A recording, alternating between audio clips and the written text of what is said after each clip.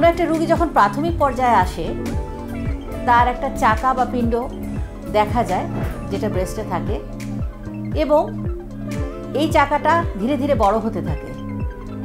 প্রথমে ব্যথাহীন, পরবর্তীতে যখন অনেক বেশি গাঢ় হয়ে যায় অসুখটা, অ্যাডভান্স স্টেজে চলে যায়, তখন ব্যথা হতে থাকে।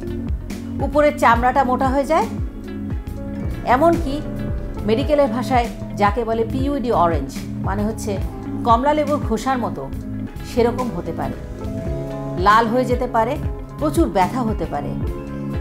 একটা সময় এখানে ক্ষত সৃষ্টি হবে, ক্ষত থেকে দুর্গন্ধময় পানি, পুজ, এমনকি রক্তও ঝরতে পারে।